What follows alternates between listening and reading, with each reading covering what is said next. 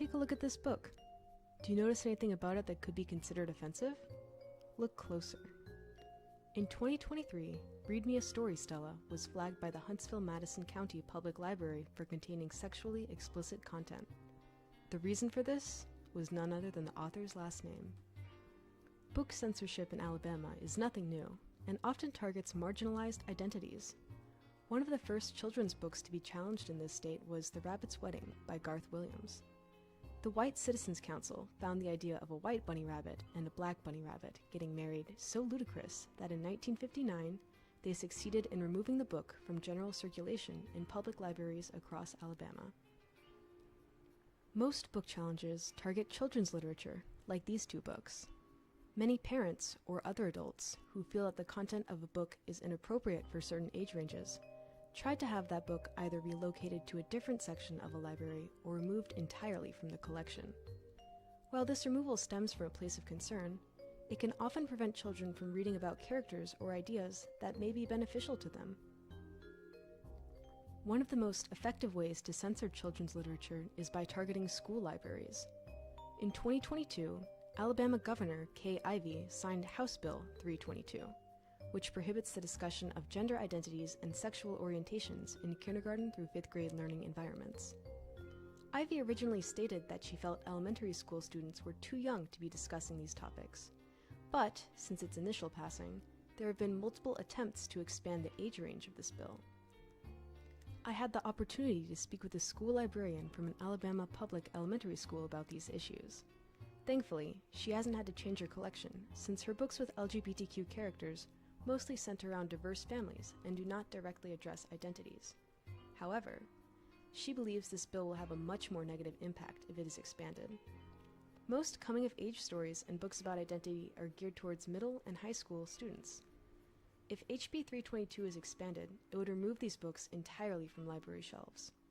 Furthermore, she opposes book censorship as a whole for teens and middle schoolers, stating that once kids are developmentally ready to think in more abstract and global terms, then I think they need access to all the books. Denying knowledge and exploration is a fear-based thing. Now that we've examined school libraries, you might be wondering how Alabama public libraries are faring. It is important to have a basic understanding of how these libraries operate before discussing censorship. For the most part, Alabama libraries are fairly autonomous.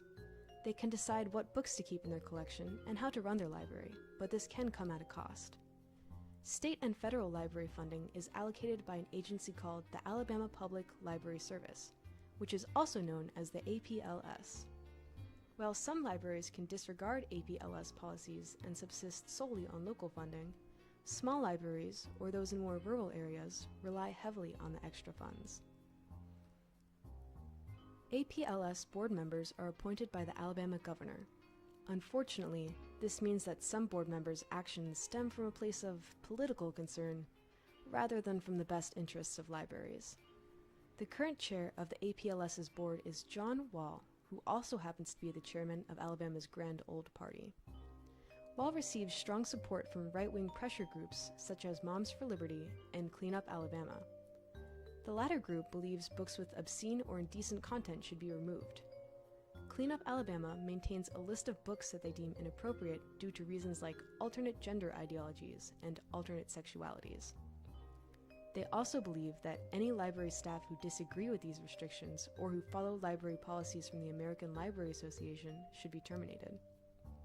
The American Library Association, an organization which promotes library development, professionalism within librarianship, and the access to information, has become surprisingly controversial. Clean Up Alabama finds the ALA's Library Bill of Rights to be problematic, particularly the aspects that oppose censorship and promote patron confidentiality with what materials they choose to read. Wall has described the ALA as pushing Marxist propaganda to sexualize our children through transgender ideology and pornography. As of 2023, the Alabama Public Library Service has severed its ties with the ALA. While some board members, like Wall, were in support of this decision, others felt they were forced to comply due to threats of funding cuts. Even though the APLS no longer has an ALA membership, many libraries in Alabama are maintaining individual ALA memberships, allowing them access to a wide network of library support services. Still, the Alabama Public Library Service continues to exert its control in other ways. Like I mentioned earlier, libraries have to abide by certain standards outlined in an administrative code in order to receive funding. In 2024, this code was updated due to concerns about content in the children's section of public libraries. I spoke with 2 public librarians to learn more about changes they have had to make to comply with these new regulations. The biggest alteration has been to children's library cards. Parents and guardians now have to sign a form stating that they are responsible for content their children check out. Some libraries have even established tiered library card systems, restricting access to certain books based on the age of the cardholder. The librarians also stated that they had to update their library policies on file with the APLS to demonstrate compliance with the new changes about book relocation. One librarian pointed out that changes like these are expensive and time-consuming, with a tendency to put a strain on small libraries that have limited resources. Even though Alabama libraries have been widely compliant, the APLS has already made good on their threats to cut funding. In March of 2025, the Fairhope Public Library's state funding was suspended due to allegations that the library had not complied with the new policy. The library had received confirmation that they were in compliance in February of 2025, causing the sudden lack of funding to come as a complete shock. Furthermore, 100 Fairhope parents signed a letter and sent it to John Wall, accusing him of prioritizing the values of Moms for Liberty over the values of the Fairhope community as a whole. Rebecca Watson, the leader of Baldwin County's Moms for Liberty chapter, had spoken against the Fairhope Public Library, which seems to be what set the funding cuts into motion. The librarians I have been speaking with both expressed concern that the Fairhope incident could set a dangerous precedent for how strictly librarians must adhere to these standards. One of the librarians pointed out that the major issue is with the wording of the content restrictions. Terms like sexually explicit and inappropriate have varied meanings from person to person, making it difficult to conform to these standards. Thankfully, the Fairhope Public Library had enough supporters that it received donations to cover the full amount of the state grant. If you're interested in opposing book censorship, look for organizations that protect the freedom to read. In Alabama, Read Freely Alabama is a strong supporter of library rights and has multiple campaigns against anti-library legislation.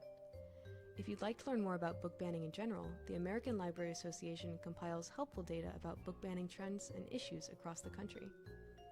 If you want to understand what types of books are being challenged, the website Book Resumes provides detailed information about challenged books and their value, so that lawmakers and library boards can make more informed decisions.